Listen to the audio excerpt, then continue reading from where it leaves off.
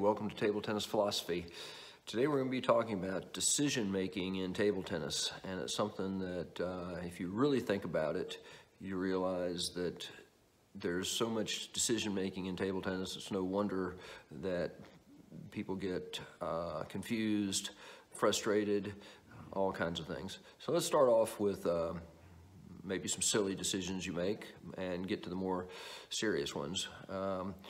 All right, you're going to go play, and you're looking to play, what are you going to wear? Okay.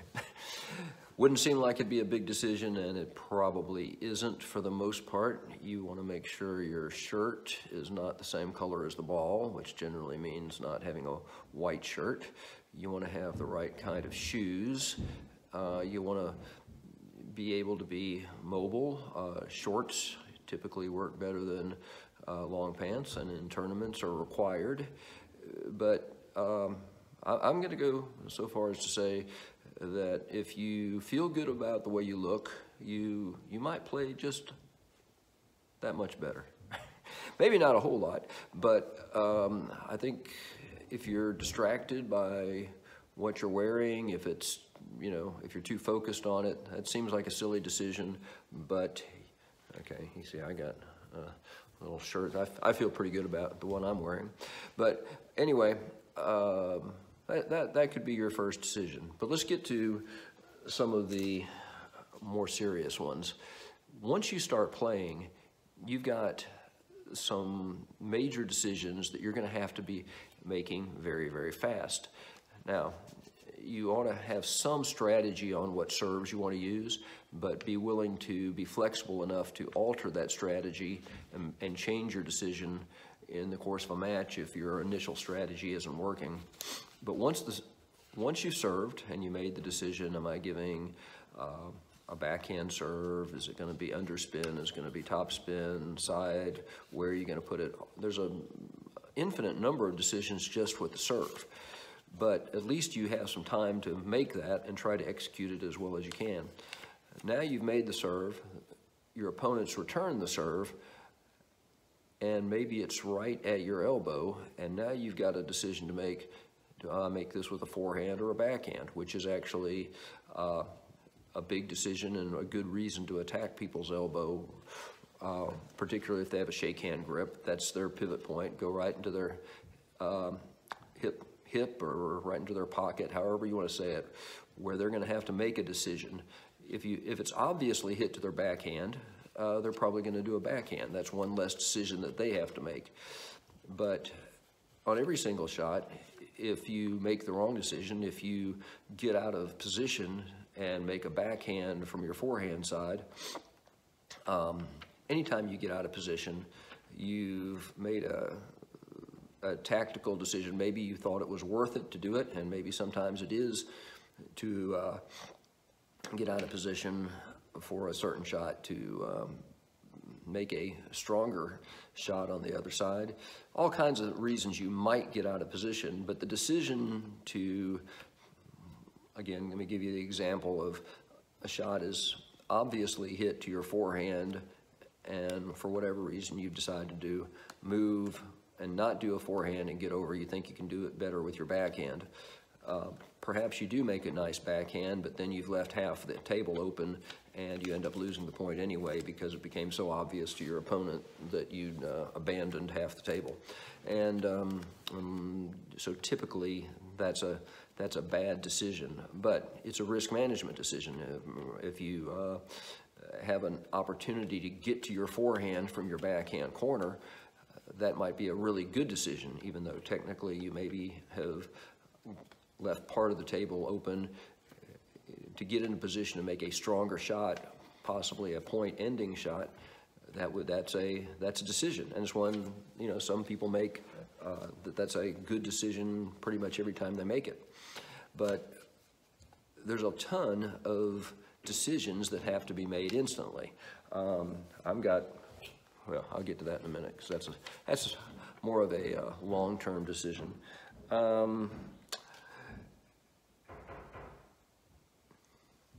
You've got to, I'm sorry, it sounded like somebody knocking on my door. I don't think that's the case. All right, so you do have quick decisions. You know, you have to decide, hey, that ball coming at me, is that actually coming with topspin? Is it coming with underspin? Hey, did they hit it with their long pips? Maybe they hit it with their short pips. maybe I don't know what kind of racket they have, and I should have asked before. Maybe that would have been a good decision to have before the match started. There's all kinds of decisions that have to be made very, very quickly. Here's a ball, can I attack it? Or should I not attack it?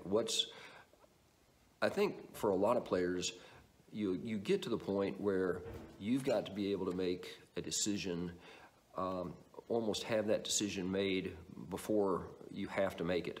In other words, you've seen a ball a certain way, and you've already made the decision that every time you see anything, say to your forehand and up, you're absolutely going to attack it.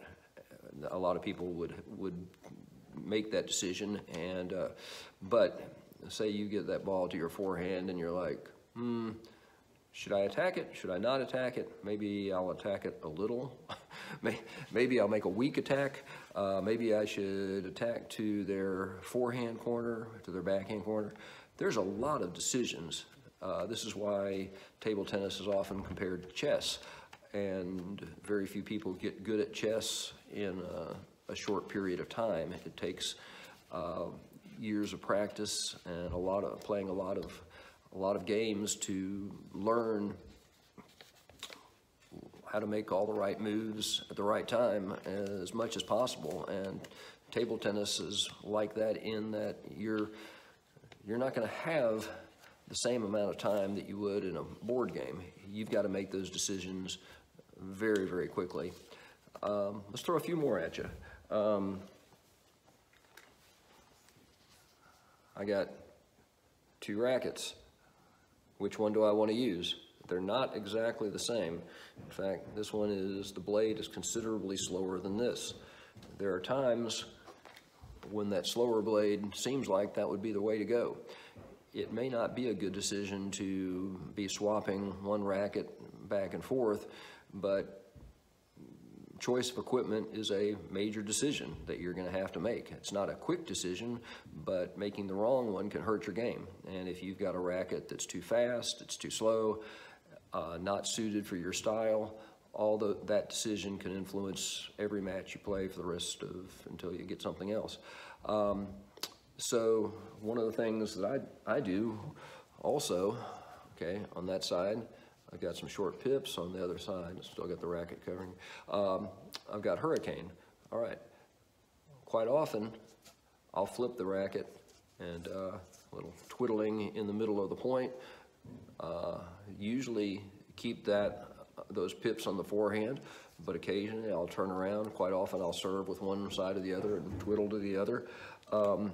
If you twiddle, you've added another dimension of decision making to your game that is going to be could greatly influence how things go.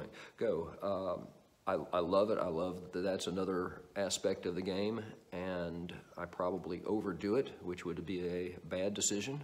There are times when I get caught with the pips on the backhand, and I really wanted to have the smooth rubber on the backhand, and quite often that doesn't work out well for me. So that's self-inflicted decision making that I've made, but again, I feel like as long as I don't overdo it, it pays off more than it hurts me.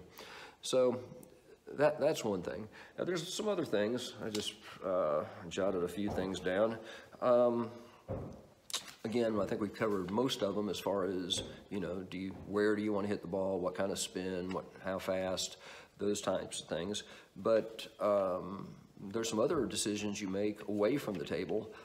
Maybe you're playing a tournament in the morning, and the decision is, should I go to bed on time, or am I going to stay up? Am I going to stay up and have a drink? A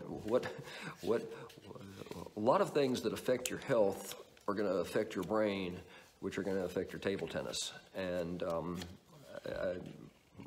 I really try to avoid not to get too preachy here, but you can't hide from the fact that your physical well-being is going to affect your table tennis, not to mention your overall health. But if you're motivated by playing well, you'll probably avoid anything that's going to impair your judgment and your decision making, because so much of table tennis is exactly that. It's making decisions really, really quick, and sometimes making decisions before you even play. And maybe all of life is that way. I guess so. But it's certainly illustrated very well in the game of table tennis. All right, we'll see you next time. Thanks.